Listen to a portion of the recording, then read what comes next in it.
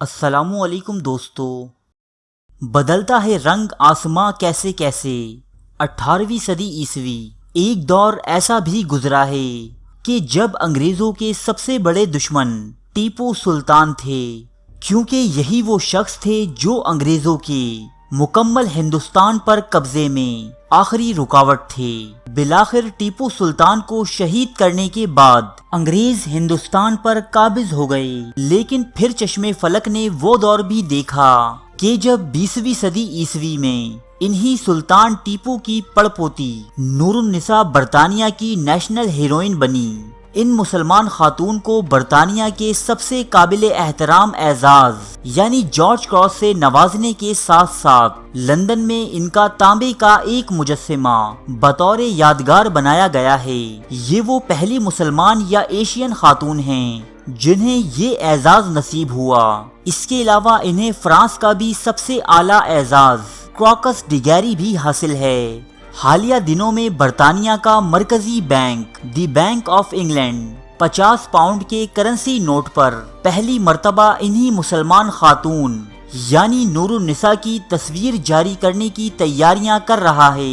واضح رہے کہ 50 پاؤنڈ پر اس وقت برطانیہ کی ملکہ الزبتھ دوم کی تصویر موجود ہے۔ آخر کیا وجہ ہے جو انگلینڈ کی ایک ملکہ کی جگہ ان مسلمان خاتون کو دی جا رہی ہے؟ یہ جاننے کے لیے کچھ روشنی ڈالتے ہیں نور النساء کی زندگی پر۔ نور النساء ولد عنایت خان جنوری 1914 میں ماسکو میں پیدا ہوئیں۔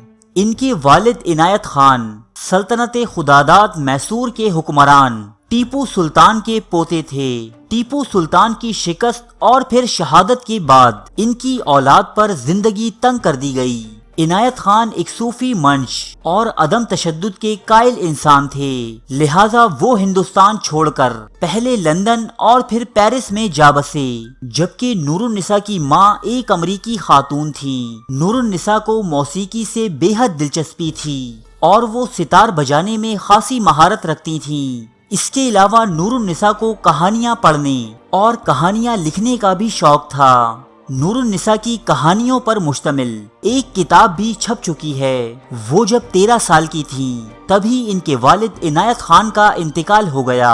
نور النساء کی والدہ بھی اپنے شوہر کی اس اچانک موت پر سکتے میں آ گئیں۔ یوں والد کی موت کے بعد چاروں بچوں میں سب سے بڑی ہونے کے سبب خاندان کی تمام ذمہ داری نور النساء پر آن پڑی، جو خود ابھی ایک کم عمر لڑکی تھی۔ لہٰذا اس نے اپنے گھر کی معاشی حالت بہتر بنانے کے لیے کبھی پیانو بجایا تو کبھی بچوں کی کہانیاں لکھیں اور ساتھ ہی فرانسیسی ریڈیو میں باقاعدہ نوکری اختیار کر لی۔ یوں وہ اپنے خاندان کی گزر بسر کا سامان کرنے لگی۔ 1940 عیسوی دوسری جنگ عظیم کے دوران جب جرمنی نے فرانس پر حملہ کیا تو نور النساء نامی یہ لڑکی صرف 26 سال کی تھی۔ اس کا بچپن پیرس کے نواح میں گزرا تھا۔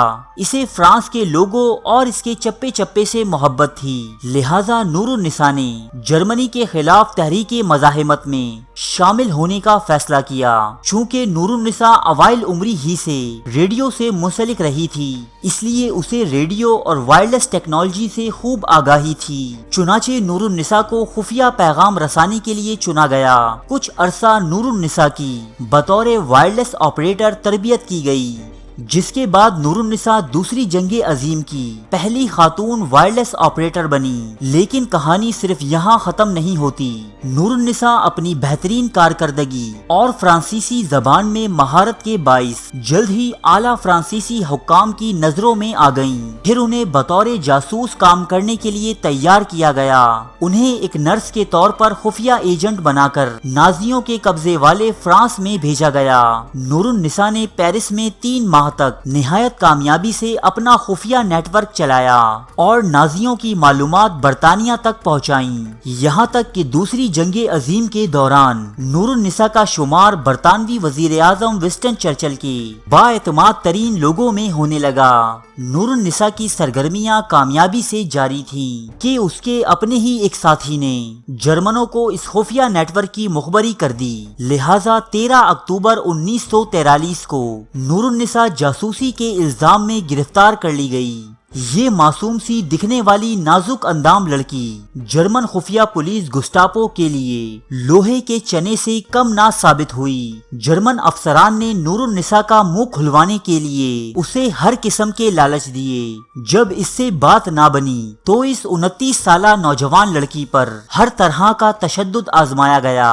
نور النساء نے قید خانے سے فرار کی کوششیں بھی کی لیکن وہ کوششیں ناکام رہیں۔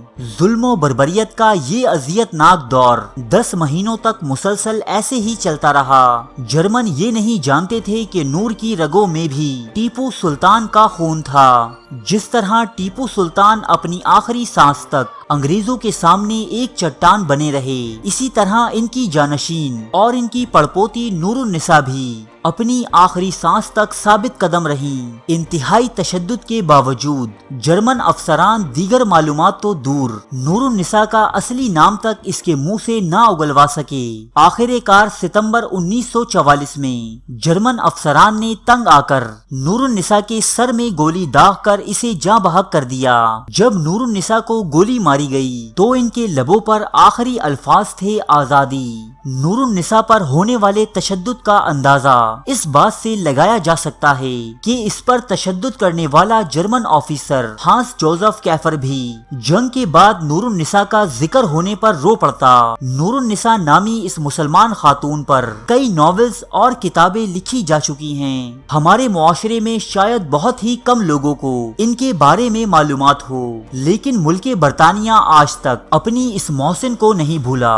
برطانیہ کی پوسٹل سروس کی جانب سے نور النساء کی یاد میں ڈاک ٹکٹ جاری کیے گئے۔ گارڈن اسکوائر میں نور النساء کا ایک مجسمہ نصب کیا گیا ہے۔ انہیں اعلیٰ ترین اعزازات سے نوازنے کے بعد حالیہ دنوں میں حکومت برطانیہ نے فیصلہ کیا ہے کہ 50 پاؤنڈ پر اب ملکہ برطانیہ کی جگہ نور النساء کی تصویر جاری کی جائے گی۔ سب سے حیرت انگیز بات یہ ہے کہ یہ خاتون یعنی نور النساء انہی سلطان ٹیپو کی پڑ پوتی ہیں کہ جو اپنے وقتوں میں انگریزوں کے نزدیک ان کے سب سے بڑے دشمن مانے جاتے تھے۔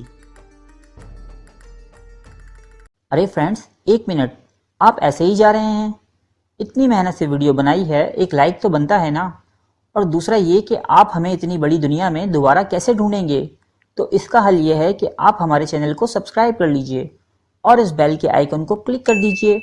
اس طرح ہمارے آنے والی تمام ویڈیوز آپ تک پہنچتی رہیں گی۔ ارے ڈریے مت، یہ بالکل فری ہے۔